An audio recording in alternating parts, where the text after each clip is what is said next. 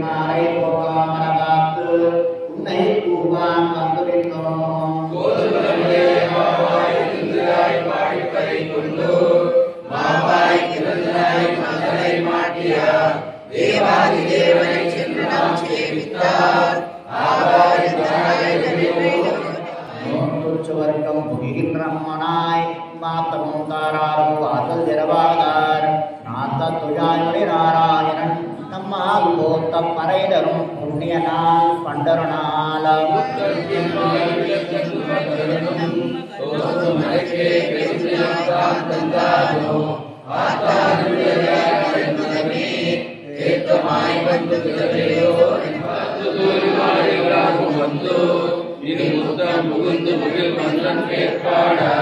சித்தாதே பேசாதே செல்வ பெண்ணாட்டி நீ எத்தம் புறக்கும் பொருளோ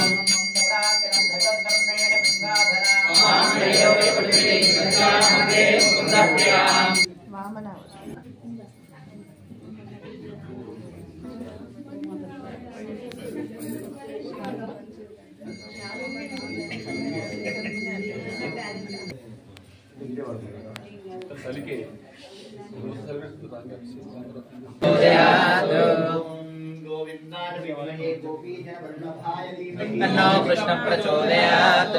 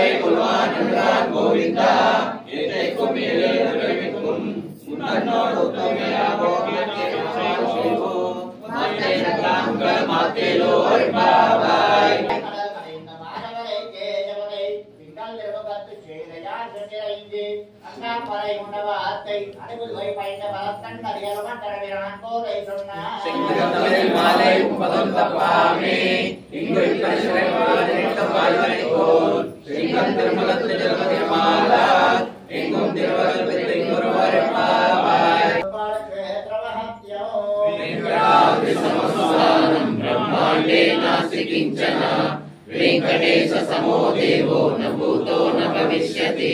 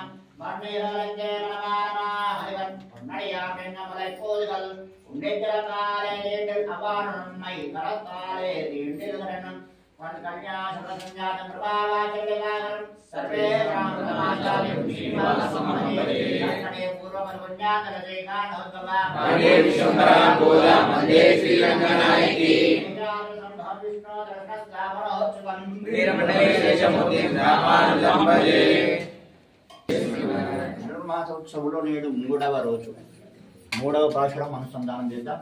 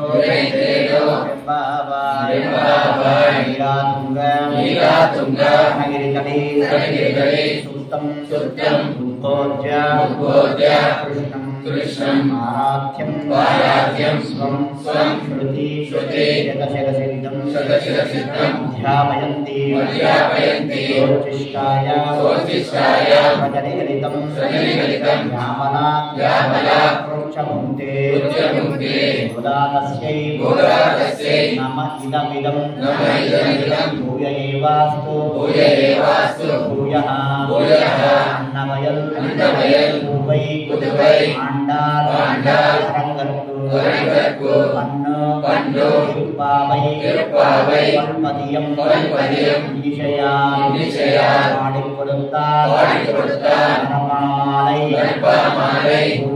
பூமாலை சூடிக் கொடுத்தாரை சொல்லு சூடிக் கொடுத்தார் சுடர்கொடியே சொல்பாவை ஆடியருளவல்லார் நாடினி வேங்கடவர்க்கு என்னை விதி ఇంద్రైగిరి నిర్మమాత్తం ఆంగడవ అన్నమే నలుగు ఆండాల్ దివ్యా తిరువడిగలే శరణం జై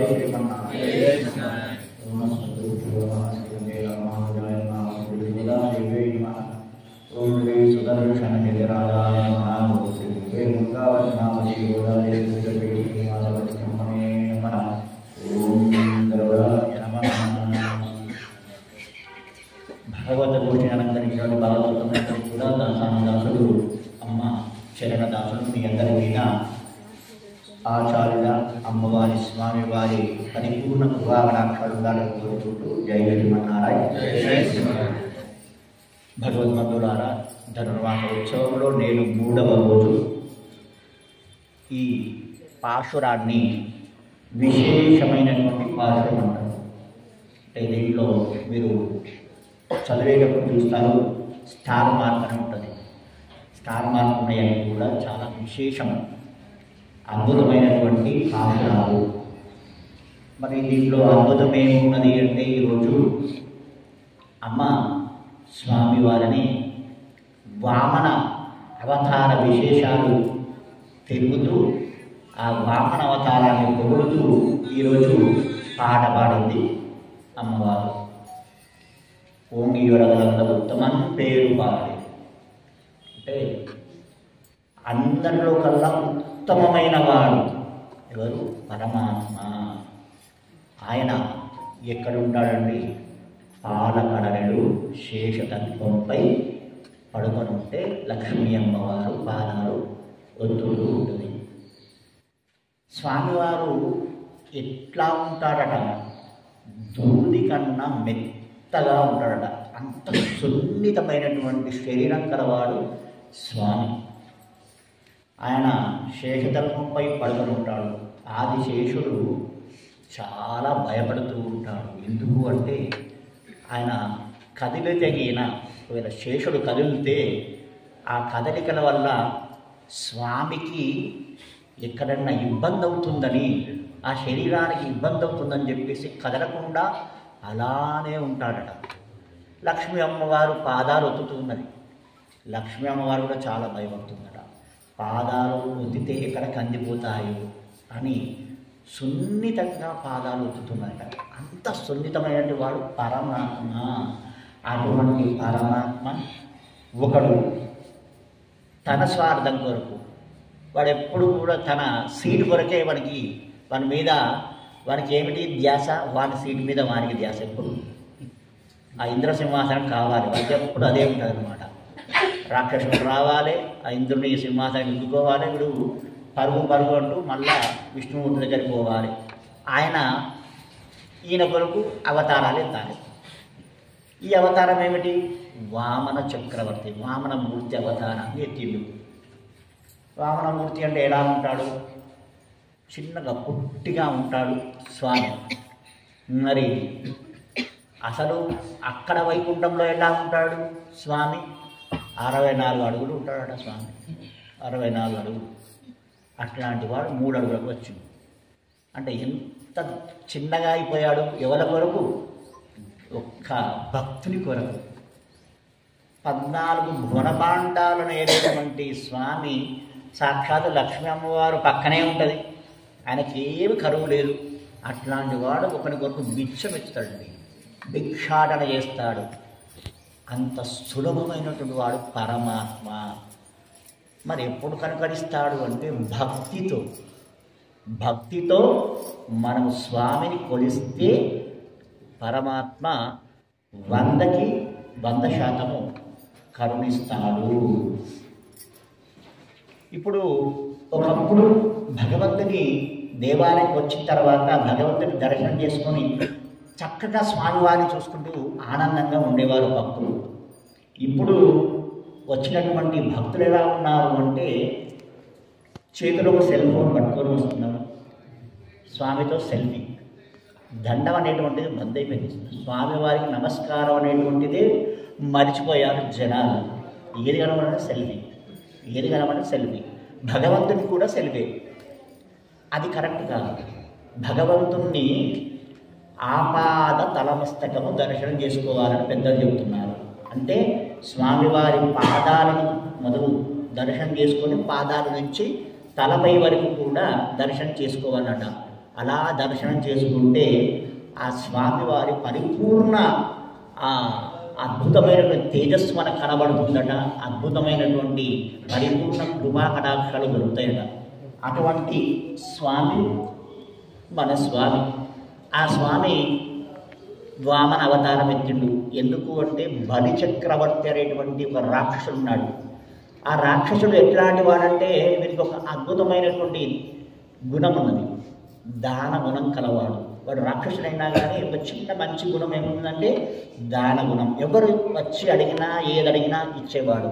సరే, దాన గుణం ఉన్నది, దానం చేస్తున్నాడు. దానం చేసి చేసి చేసి చేసి ఏమైందంటే అహంకార మమకారాలు పెరిగిపోయినాయి. నేనే గొప్ప, నేనే దానం చేసే వాళ్ళ దాంట్లో నేనే గొప్ప, ఎవడు కూడా నాకు తగిన వాడు లేడు, నా అంతటి వాడు లేడటువంటి ఒక గర్వము వచ్చేసి రాక్షసత్వము బయటకు వచ్చేసింది మళ్ళా. సరే, వాణ్ణి అహంకారం మమకారాలు అణుచుదామని చెప్పేసి భగవంతుడు వామనమూర్తి అవతారంలో వస్తాడు. పుట్టగానే గర్భంలోంచి వెళ్తాడు, రాగానే స్వామి పెద్దగా అవుతాడు. అయిపోయి అప్పుడే వడకరక్తం చేసుకుంటాడు. వడుగు అంటే తెలుసా, యజ్ఞోపవితం వేసుకోవడానికి. మొదలు 8 సంవత్సరాల వయసులోనే ఒకసారి వివాహం జరుగుతుంది. ఏం వివాహము అంటే అది వడకు ఉపనయనము అంటారు, వడకలగ్నముని. దాంట్లో ఏం చేస్తాడు, తండ్రి యజ్ఞోపవితాన్ని ధరింపజేసి గాయత్రి మంత్రాన్ని చెవులో చెబుతాడు. ఆ తర్వాత వివాహ సమయంలో మామగారు, పిల్లనిచ్చేటువంటి మామగారు ఇంకో యజ్ఞోపవితం వేస్తాడు. అది సాంప్రదాయం. కొన్ని సాంప్రదాయాల్లో సంఘం పెద్ద మనుషులు ఎత్తారు యజ్ఞోపవితం. సంఘం పెద్ద మనుషులు వేయడానికి అధికారం లేదు. ఎవరు వేయాలి, పిల్లనిచ్చే తండ్రి వేయాలి. ఎవరో వేస్తే వాళ్ళందరి పిల్లలు ఈయనగా పెళ్లి చేసుకుంటారా, అట్లా తయారు చేసిన సాంప్రదాయాన్ని. పిల్లనిచ్చే తండ్రి యజ్ఞోపవితం వేయాలి. ఆ విధంగా 2వ యజ్ఞోపవితం వేస్తారు. సరే, ఇక్కడ వామనమూర్తికి ఉపనయన సంస్కారం అయిపోయింది. బయలుదేరాడు వామనమూర్తి. ఎక్కడికి, బలి చక్రవర్తి పెద్ద ఎత్తున అశ్వమేధ యాగం చేస్తున్నాడు, చాలా పెద్ద ఎత్తున. వచ్చిన వాళ్లకు వచ్చినట్టు ఏది కాదనకుండా ఇస్తూనే ఉన్నాడు దానాలు. ఈయన వచ్చాడు, ఆ యజ్ఞశాల దగ్గరికి వచ్చాడు. రాగానే ఆయన అందాన్ని చూసి అందరూ మునులు, ఋషులు, వేద పండితులు అందరూ కూడా ముగ్ధులైపోయి ఆయన్ని చూస్తూ ఆయన వెనుకపోతున్నారట. ఇక్కడ యాగశాల దగ్గర ఎవరు లేరట. అందరూ కూడా వామన చక్రవర్తి వామనమూర్తి వెనకాలనే తిరుగుతున్నారట. వామనమూర్తి అందాన్ని చూసుకుంటూ. సరే, వామనమూర్తి చక్కగా మెల్లగా నడుచుకుంటూ వస్తాడు. ఇలా స్వామివారు ఛత్రము, కమండలము, తులసి మాలలు ధరించి చేతిలో ఒక దర్భను పట్టుకొని వస్తున్నాడు. వచ్చేసి యాగశాల దగ్గరికి వచ్చాడు, ప్రధాన యాగశాల దగ్గరికి. రాగానే అక్కడ ఎవరున్నాడు, బలి చక్రవర్తి ఉన్నాడు, కుటుంబ సభ్యులు ఉన్నారు. ఆ వామనమూర్తిని చూసి ఆనందపడతారు. అంత చిన్న పిల్లవాడికి చక్కగా అలంకరణ చేసి ఎంత ముద్దు కనబడతాడండి. అట్లా వామనమూర్తి చాలా ముద్దుగా కనబడుతున్నాడు. ఉచితాసనం వేస్తాడు, మంచిగా అన్ని సంస్కారాలు చేస్తాడు. పాద ప్రక్షాళన అంటే కాలు వలుగుతాడు. అంతా చేసిన తర్వాత, అయ్యా మీకు ఏమి కావాలి కోరుకో అంటాడు. సరే, నేను కోరుకున్నా ఇస్తావా అంటాడు. ఏదైనా సరే ఇస్తా అంటాడు. నాకు ఏం అవసరం లేదు, ఒక 3 అడుగుల నేల కావాలి అంటాడు. అదేం కోరిక, నువ్వు పాదాలే ఉన్నాయి చిన్నగా, 3 అడుగుల నేల నీకేం సరిపోతుంది స్వామి, నీకు ఎన్ని అంటే అన్ని ఇస్తాను, ఎన్ని ఊళ్ళు అయినా ఇస్తాను, ఏదంటే ఎన్ని రాజ్యాలైనా ఇస్తాను, ఎన్ని గోవులైనా ఇస్తాను, ఏదంటే ఇస్తాను అని చెప్పేసి చదువుతూనే ఉన్నాడు. ఎన్ని చదివినా 3 అడుగుల నేలనే కావాలి, 3 అడుగుల నేలనే కావాలి అంటున్నాడు. రాక్షసుడైనా ఎవరైనా సరే వానికి ఒక గురువు ఉంటాడట. గురువును పట్టుకొని పోతేనే భగవంతుడు దర్శనమవుతాడు. ఆ గురువు చెప్పిన మాట ఖచ్చితంగా వినాలి, లేకపోతే వాడు సర్వనాశనం అవుతాడు. దానికి ఉదాహరణ ఇదే. వీళ్ళ గురువు రాక్షసుల గురువు ఎవరు? శుక్రాచార్యుడు. శుక్రాచార్యుడు పాపం ఎటో పని మీద పోయిండు. ఈ విపరీతమైన జనం అంతా వచ్చి ఇట్లా కూర్చున్నారు, ఇక్కడ ఉన్నారు అని చెప్పేసి ఆయన తోసుకుంటూ యాగశాలపరుస్తాడు. వచ్చి చూడగానే వామనమూర్తిని చూడగానే అబ్బా అయిపోయిందిరా, బలిగాలి పని అయిపోయిందిరా అనుకుంటాడు. ఎందుకంటే ఆయనకు తెలుస్తుంది కదా వచ్చినవాడు ఎవడో కాదు శ్రీ మహావిష్ణువు అని. వచ్చిన తర్వాత అయ్యా ఏం జరుగుతుంది అడిగితే స్వామి 3 అడుగుల నీళ్ళని అడుగుతున్నాడు అంటే ఏమడిగినా ఇయ్యకరా బిడ్డ అని చెప్తాడు. ఇయ్యకపోతే అప్పుడు నా దానగుణమని ఏమవుతుంది? ఖచ్చితంగా ఇస్తా అంటాడు. వచ్చిన వాడు సామాన్యుడు కాదురా, శ్రీ మహావిష్ణువు, నీకు తెలుస్తలేదు, నువ్వు ఏమి ఇయ్యకు, ఆ అడిగేటువంటి దాంట్లో అంతరార్థం వేరే ఉంటుంది అన్నా కానీ 6 అడిగిండు నేను ఇస్తా. చివరికి 3 అడుగుల నేల అడిగిండు, సరే ఇస్తాను ఒప్పుకుంటాడు. ఇంకేంటి కమండలోంచి నీళ్లు, అంతే కదా, కమండలోంచి నీళ్లు వీళ్ళ చేతులు దంపతుల చేతుల మించి ఎవరైతే తీసుకుంటున్నారో ఆ గ్రహీత చేతిలో పడాలి. అది సంకల్పం చేసుకున్నారు. ఇంకేంది కమలంలోంచి నీళ్లు తీసుకొని పోద్దామని చెప్పేసి ప్రయత్నం చేస్తే శుక్రాచార్యుడు అడ్డుపడతాడు. కమండలంలో ఒక చిన్న పువ్వులాగా వెళ్ళి అడ్డుపడతాడు. నీళ్ళు ధార వస్తలేదు. అరే ఎందుకు వస్తలేదని చూస్తే అప్పుడు స్వామి చూసి ఏం చేస్తాడో ధరముకుళ్ళతో ఒక్కసారి ఆ రంధ్రంలోకి పొడుస్తాడు. పొడవగానే శుక్రాచార్యుడు కన్నుకి కూర్చుతుంది. శుక్రాచార్యుడు బాగా బయటకు వస్తాడు. రాగానే ఆ ధార అనేటువంటిది దంపతుల చేతి మించి ఆ వామని చేతిలో పడతారు. పడగానే అంత చిన్నగా ఉన్నటువంటి స్వామి ఇంతింతై వడింతై బ్రహ్మాండమంతై అని అద్భుతంగా పోతనుడు, ఆ పోతన మహత్యం ఏమిటంటే అద్భుతం. ఏం వర్ణిస్తాడండి స్వామిని? అంత చిన్నగా ఉన్నవాడు పెరిగి బ్రహ్మలోకం దాకా పోతాడట. పోయిన తర్వాత ఒక పాదాన్ని తీసి మొత్తం ఆకాశం మీద పెడతాడు. ఒక అడుగు నేల అయిపోయింది. 2వ పాదాన్ని తీసేసి భూమండలం మొత్తం మీద పెడతాడు. భూమండలం అంతా అయిపోయింది. మరి ఇంకొక పాదం ఉంటుంది కదా, 3వ అడుగు, 2 అడుగులు అయిపోయినాయి. అడుగుతాడు, అరే మరి ఇంకో 3వ అడుగు ఏదిరా అడుగుతాడు. సరే ఆకాశం తీసుకున్నారు, భూమి తీసుకున్నారు, కానీ నేనైతే నీ సొత్తు కాదు కదా. 3వ అడుగు నా శిరస్సు మీద ఉంచండి అంటాడు స్వామి. సరే ఆ శిరస్సు మీద పెట్టేసి స్వామి ఆ బలిచక్రవర్తిని పాదాలలోకి అంచేస్తాడు. అంటే అహంకార మమకారాలను అంచేస్తాడు స్వామి. ఆ విధంగా మరి స్వామికి మీరు వచ్చి స్వామివారికి సంభావన పెడతాడు. ఏదో దక్షిణ మీకు తోచింది ఇస్తారు, ఏదో కిరీటాలు అభింపజేస్తాడు. చేయిస్తే ఆయన ఊరుకుంటాడు. దానికి 100 రేట్లు ఇస్తాడు. మీరు మీకు తెలుసో లేదో, మీకు ఆలోచన చేస్తారో లేదో, స్వామికి మీరు ఎంత సేవ చేస్తే దానికి 100%, 200% అయినా స్వామి మీకు సేవ చేస్తాడట. దానికి మీరు చూసే ఉంటారు అన్నమయ్య చరిత్ర. అన్నమయ్య కేవలము స్వామివారి మీద కీర్తనలు పాడితే ఆయన పల్లకి సేవ మోస్తాడు. భగవంతుడు 14 భువనాలు అనేటువంటి స్వామి ఒక అన్నమయ్య పల్లకి మోస్తాడండి. అంత అద్భుతమైనటువంటి సులభుడు పరమాత్మ. అట్లా భగవంతుడు ఇక్కడ రుణగ్రస్తుడైండు బలిచక్రవర్తికి. మరి ఆ రుణం పోవాలి కదా, ఆ పాతాళలోకానికి అధిపతిని చేస్తాడు. చేసి ఇంకా ఏం చేస్తాడు, పాతాళలోకానికి తను కావలిగా ఉంటాడు. చూడండి గాడు ఎక్కడ, ఈయన కావలిగా ఉండడం ఇక్కడ. భగవంతుడు చూశారా, అంత అద్భుతమైనటువంటి విశేషం గలవాడు భగవంతుడు. అందుకని పరిపూర్ణంగా నమ్మండి భగవంతుని, చాలా భక్తితో నమ్మండి. ఇక్కడికి వచ్చారా, అన్ని బయట విషయాలన్నీ పక్కకు పడేయండి. ఇక ధ్వజస్తంభం దాటిన తర్వాత మళ్ళీ ఎట్టయినా ఆ రాక్షసులన్నీ పట్టుకుంటాయి, పిశాచాలన్నీ పట్టుకుంటాయి. ధ్వజస్తంభం లోపలికి వచ్చినమా భగవంతునికి సంబంధించిందే ఉండాలి. బయటకు పోయిన తర్వాత అది మనకి సంబంధం లేదు, అది ఎవరి ఇచ్చ వారిది అంతే. కనుక వచ్చిన ఈ గంట సమయంలో అయినా సరే ఆ భగవంతుని పరిపూర్ణంగా నామ సంకీర్తన చేస్తూ మనము ఈ నెల రోజులు తరిస్తే చాలట. మిగతా సంవత్సరం అంతా స్వామే నడిపిస్తాడు మనల్ని. ఈ విధంగా బలిచక్రవర్తిని తన యొక్క ఆ రాజ్యానికి రాజు చేసి తను ఆ రుణబాధ అనేటువంటిది తీర్చేసుకుంటాడు. దీంట్లో ఒక గమ్మత్తైన విషయం ఏముంది అంటే బలిచక్రవర్తికి ఒక కూతురు ఉంటుంది. ఆ కూతురు ఏం చేస్తుంది అంటే బాణమూర్తిని చూస్తుంది. వా ఏం అందం, పుడితే ఇట్లాంటి కొడుకు పుట్టాలరా చాలు అంటాడు. తదాస్తూ అంటాడు భగవంతుడు. ఆయనకు అన్ని వినబడతాయి కదా, తదాస్తూ అంటాడు. సరే పాపం అక్కడి వరకు మంచిగానే ఉన్నది.